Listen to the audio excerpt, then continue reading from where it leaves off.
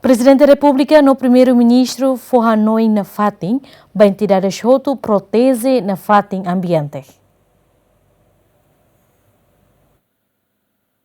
E sábado semana se festaram no chefe governo hamutu com membro governo no entidade Hotu participa caravana hahusi praia dos coqueiros Maitó Porto Dili nebemak participa o grupo Oi-Oin no balong representa o município Sira onde celebra a semana oceano. Nune ia bibang ne Presidente da República José Ramos Horta continua husu ba entidades Hotu labele Soelisu Arbiru protege na Fatin ambiente no labele Casa Animal Fuik Sira. Labele kai meda atukukapan. Labele kai animal Sira nessa lorigo kakatua bang. Ito tem que besi kuda ai kuda mono. E a escola, diretor escola Sira, tem tudo iniciativa, kuda aikuna, kuda modo, kuda aikua. Nema mensagem para o ambiente e para a natureza. Então me passe, então a dele foi lixo e não falaram.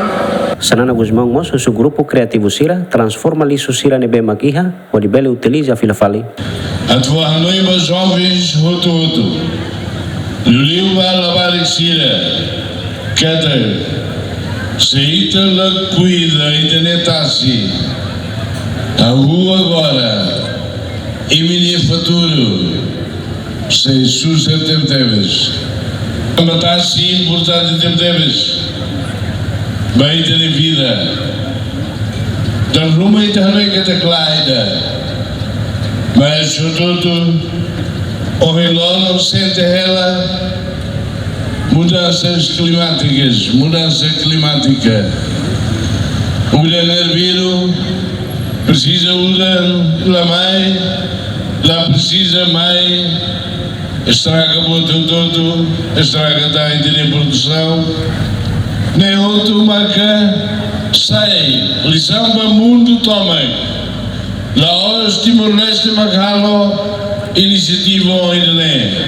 Ita sehingga kita halo yasman ini halo hamutu ho mundo tomai.